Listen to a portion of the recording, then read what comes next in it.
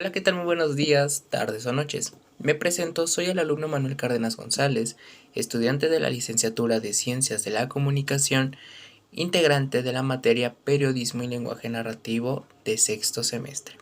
Y en este nuevo video abarcaremos un tema muy importante de la lingüística narrativa, el modelo de Genet. Así que sin más preámbulo, comenzamos. Como introducción, ¿quién fue Gerard Genet? Discípulo de Derrida y compañero de Roland Barthes, Gerard Genet fue uno de los escritores y críticos de la narratología francesa más importantes del siglo XX, destacado principalmente por sus obras Figuras 1, Figuras 2, Figuras 3 y Palimpsestos, la literatura en segundo grado. Ingeniería de la narración. Durante el siglo XX, Genet se preocupó principalmente por el uso del relato en las identidades individuales y colectivas, por lo que, poco después, Genet impulsó el concepto del relato para transformarlo en una ciencia, llamándola así la ciencia del relato. Esta ciencia, la ciencia del relato, está fundamentada por tres partes o por tres elementos muy importantes para su funcionamiento: el tiempo, el modo y la voz. Importancia actual. ¿Cuál es su importancia actual? Plataformas de streaming o plataformas digitales como HBO Max, Netflix, Disney Plus, entre otras, utilizan el modelo de Genet para estructurar adecuadamente el relato y así poder transformar cada uno de sus argumentos, ya sea en series o películas, en lo más creativo y dinámico posible. Por ende, a lo largo de este video abarcaremos a profundidad lo que es el tiempo, el modo y la voz provenientes del modelo de Genet. Para comenzar con el desarrollo nos preguntamos, ¿qué es el relato? Genet afirma en este caso que el relato se puede designar de diferentes maneras.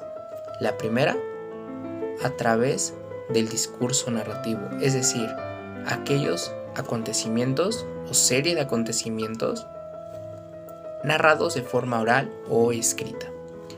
Por otro lado, también se puede denominar al relato como una forma de historia o diégesis, en este caso, la sucesión de acontecimientos. Pero también se puede conceptualizar como una enunciación, es decir, aquel acto de narrar tomado en sí mismo. Desde este razonamiento es importante conceptualizar que el relato, tal y como lo dice la lectura señalada, es básicamente la amplificación literaria de un verbo. Pero, y nos preguntamos, ¿cuál es la analogía o semejanza entre el verbo y el relato? Eso lo veremos a continuación. Como ya hemos mencionado anteriormente, ¿existe una analogía o semejanza entre el verbo y el relato? La respuesta es sí. Esta semejanza, de acuerdo con la lectura, establece que ambos conceptos tienen algo en común. ¿Qué es ese algo? El modo de funcionamiento. El modo de funcionamiento basado en el tiempo, en el modo y la voz. ¿Cómo lo justifica? Bueno, y citando a la lectura evidentemente, justifica la analogía afirmando que es posible reducir el argumento de la Odisea. En este caso, ¿qué argumento utilizaron? Ulises regresa a Ítaca. A partir de este momento, y como bien lo dice el autor Genet, Gerard Genet, dice, si aceptamos este resumen, también aceptaremos que toda la Odisea es una amplificación literaria de esta única acción expresada por el verbo regresar. De este modo, y con estos argumentos, contribuiremos en explorar más allá en los elementos del modelo de Genet, empezando principalmente por el tiempo. En primer lugar tenemos al elemento del tiempo. El tiempo, como lo dice la lectura, se puede conceptualizar o interpretar de dos maneras: el tiempo de la historia y el tiempo del relato. El tiempo de la historia es algo que ya está establecido en el tiempo, es algo que ya no se puede cambiar, es algo que incluso ni se puede alterar. Sin embargo, el tiempo del relato es cuando el autor decide alterar el orden cronológico de la situación. Es decir, se encarga de capturar, se encarga de tomar de tomar cierto orden como él quiera para ordenar e interpretar la historia, ¿no? A partir de este momento, el tiempo se puede distinguir en diferentes funcionalidades. La distorsión del orden, que es en este caso lo que hemos hablado con el tiempo del relato. La velocidad, la frecuencia y la duración. Como dato curioso, dato extra a este elemento, es importante categorizar lo que es la velocidad, cómo la distingue, cómo la distingue la lectura, ¿no? Empezamos primero por la elipsis. ¿Qué es la elipsis? La velocidad infinita, así de simple. Luego tenemos lo que es el sumario, ¿no? Que es, y cito, es la infinidad de velocidades comprendidas entre la elipsis y la escena. Es decir, que el tiempo del relato es inferior al tiempo de la historia. Por otro lado, tenemos lo que es la escena, ¿no? La escena la define la lectura como una plena igualdad entre el tiempo del relato y el tiempo de la historia. Por otro lado, tenemos lo que es la cámara lenta. ¿Qué es la cámara lenta? Aquel tiempo del relato el cual es superior al tiempo de la historia. Y por último, para terminar con esta categorización de la velocidad, es la pausa. ¿Qué es la pausa? La lentitud infinita del tiempo. Otro dato muy importante y el cual también es de suma relevancia en esta parte de lo que acabamos de mencionar, que es el orden, frecuencia, velocidad y duración, es la frecuencia. La lectura nos enfatiza que la frecuencia se puede dividir de tres maneras o de tres relatos, ¿no? El relato singulativo, es decir, cuando se explica solo una vez el hecho. El relato repetitivo, que es cuando explicas muchas veces el mismo acontecimiento. Pero creo que uno de los más detallados es el relato iterativo. ¿Qué es el relato iterativo? Aquel relato donde una persona narra muchos acontecimientos en una sola instancia, en un solo lapso temporal. Ahora bien, siguiendo con el desarrollo, es importante observar lo que el tiempo nos quiere decir con respecto en sus basamientos o fundamentos. En este caso se puede basar mediante la isocronía, en este caso la igualdad temporal, y la anacronía, que en este caso es el desfase temporal. ¿Cómo funciona la isocronía? Fácil y sencillo, es el monólogo interior del sujeto, el monólogo interior del narrador. Más sin embargo, la anacronía, y como a la mayoría de los jóvenes nos ha pasado con nuestras relaciones, nos quedamos pregnados en el pasado. Esa es la orientación de la anacronía, el sentido del pasado. Por ende, la anacronía es mucho más detallada en esta lectura debido a que se desglosa en diferentes tipos. En analepsis, conocidos también como flashbacks o recuerdos pasados evidentemente, y prolepsis, también conocidos como anticipaciones, es decir, aquel desfase temporal hacia el futuro. En primer lugar, las analepsis, o también conocidos como flashbacks, como mencionamos anteriormente, se dividen de tres maneras: externas, internas y mixtas. La externa se cataloga principalmente por empezar en un momento anterior al inicio del relato. Sin embargo, la analepsis interna empieza un momento posterior al inicio del relato, a comparación evidentemente de la analepsis externa. De este modo, la analepsis interna se puede catalogar de dos tipos: heterodiegéticas y homodiegéticas. ¿Qué es la heterodiegética? Cuando se narra algo diferente a la historia. Por otro lado, la analepsis interna homodiegética se basa en la introducción de una historia en otra que ya se está relatando, es decir, que se está relatando en ese mismo instante. Ahora bien, ustedes se preguntarán, pues, ¿cuál es el funcionamiento de la analepsis interna homodiegética? Bueno, de acuerdo con la lectura, existen dos tipos de funcionamiento de la analepsis interna homodiegética. La primera son las reemisiones, y cito, rellenan lagunas anteriores dejadas, ya sea de manera voluntaria o involuntaria. Por otro lado, tenemos las retrospecciones, es decir, y cito al autor de la lectura, no rellenan elipsis o paralipsis, sino que hacen o rellenan, en este caso, elipsis iterativas. Esto lo explica de este modo el autor, claro, que el silencio, existen silencios referentes a costumbres o acciones repetidas en el tiempo. Y por último tenemos el tipo de analipsis, flashback, en este caso son las mixtas, que es cuando se empieza en un momento anterior de la historia, más sin en cambio, cuando este llega a su mayor alcance,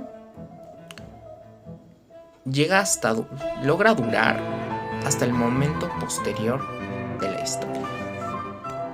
Ahora, el segundo tipo de anacronía, como ya hemos mencionado, es la prolepsis, o también conocidos como anticipaciones.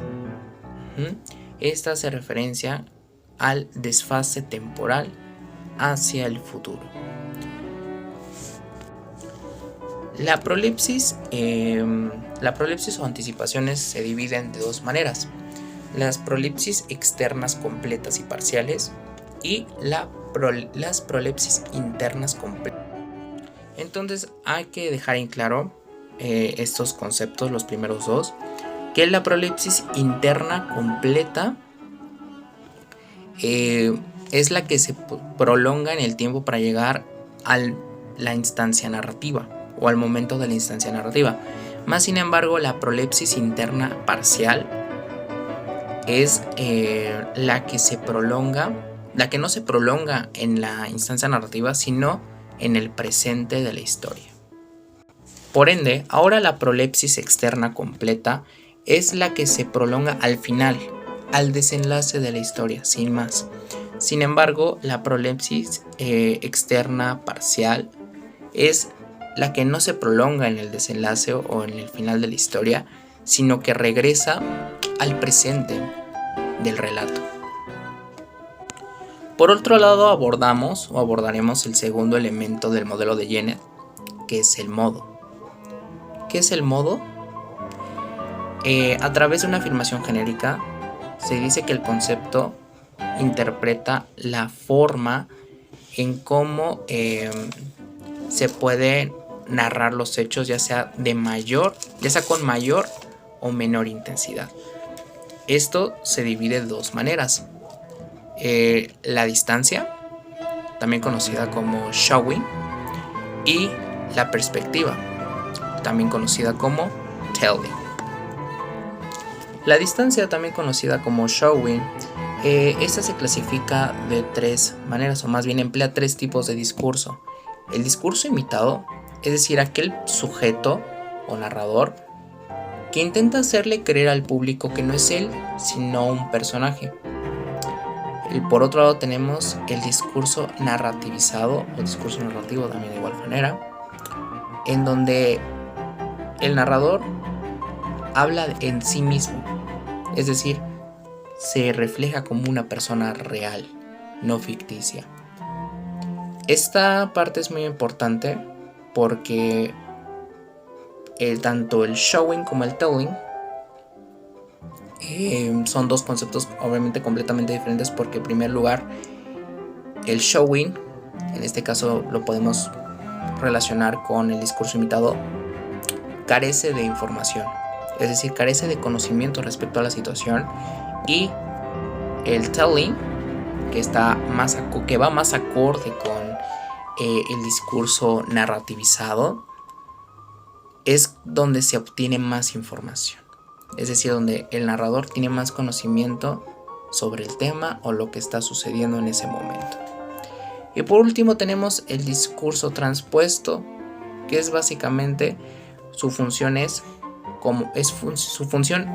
es ser mediador entre el discurso imitado y el discurso narrativizado.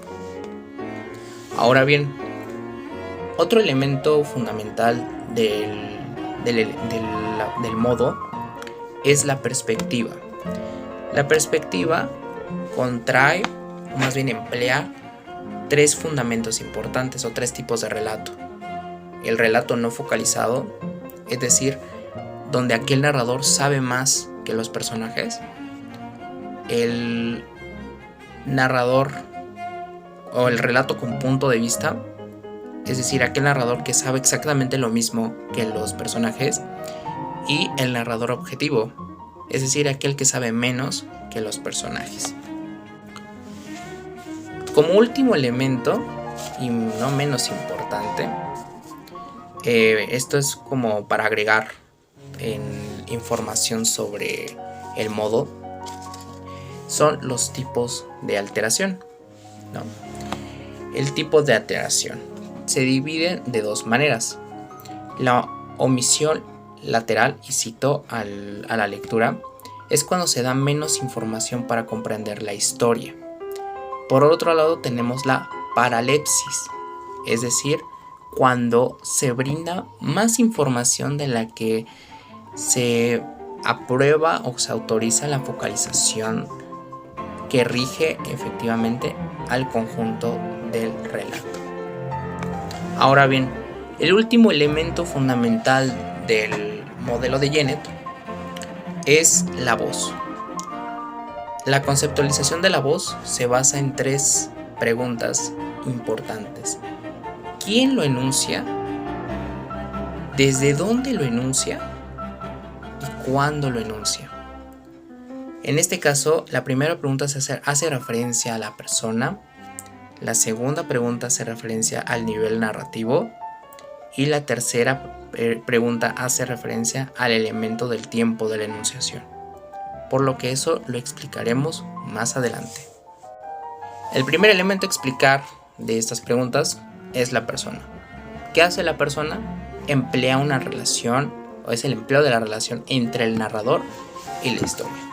Por lo tanto, existen dos tipos de narradores: los narradores heterodiegéticos y homodiegéticos. El heterodiegético es aquel que se mantiene ausente de la historia por completo, pero el narrador homodigético es aquel que se mantiene, es el que está presente definitivamente en la historia del relato.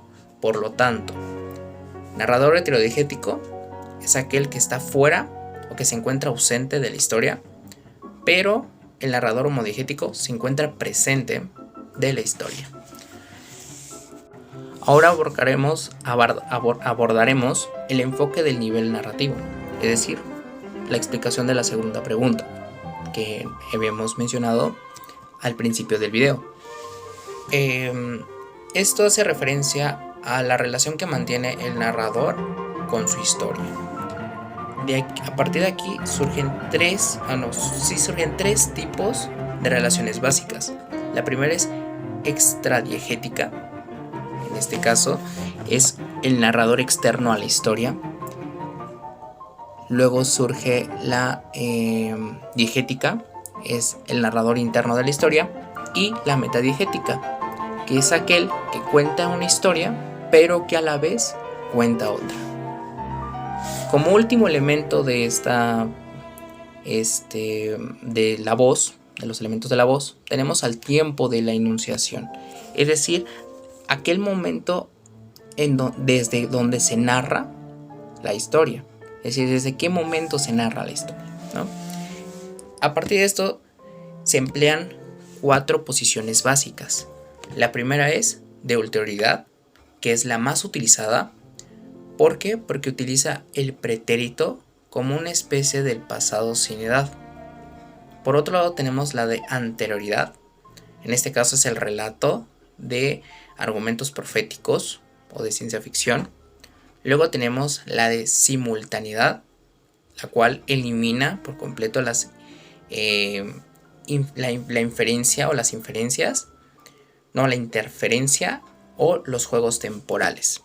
Y por último tenemos la intercalación, que es la mezcla de las otras posiciones anteriores. Ahora, ¿cómo podemos relacionar los 3 elementos del modelo de Jennett con la actualidad? En primer lugar, el tiempo se puede relacionar con una serie de por ahí del 2017 llamada Dark, ya que en términos generales esta serie salta diferentes momentos de la historia, es decir, la serie prolonga diferentes saltos de décadas, siglos, en donde existe cierta alteración del tiempo. Por otro lado, un ejemplo con el que podemos abarcar en el segundo elemento, que es el modo, es con la película del 2010 llamada The Social Network. Esta básicamente es una película donde refleja la historia contada desde la perspectiva de los creadores de Facebook. Entonces es ahí en donde entra el segundo elemento del modo, que es la perspectiva o el telling, cuando el narrador cuenta la historia desde su perspectiva. Y por último, pues tenemos lo que es la voz. En este caso lo podemos ejemplificar con la serie Fleabag, de por ahí más o menos 2016-2017, ya que en este caso realiza la utilización de la relación básica extradiegética. Es decir, en esta serie es muy chistosa porque rompen la cuarta pared, es decir, el protagonista habla con el público como tal, con la audiencia, pero también porque el narrador es parte de la historia, pero también se encuentra de forma externa a la misma. Ahora, como conclusión, rescatando lo que dijimos al principio del video, en este caso la introducción, la importancia del modelo de Jennett en la actualidad pues funciona básicamente para poder moldear o crear o también estructurar relatos que tengan un sentido de interpretación y que también sean creativos y dinámicos. Pero no solo se hace en la industria del entretenimiento, sino también en el sentido periodístico. En este caso nos permite estructurar a partir del modelo de Jennett el relato periodístico, los relatos periodísticos, y los cuales son transformados en géneros periodísticos como la crónica, el artículo de opinión, una columna, etc. Entonces, la importancia del modelo de Jennett es esa, que nos permite sostener de cierta manera una estructura adecuada para la interpretación de los fenómenos e incluso para poder explicarlos a través de un lenguaje narrativo. Sin más por el momento me despido, no sin antes recordarles que me sigan en este humilde canal. Les deseo lo mejor y que tengan un excelente día. Hasta luego.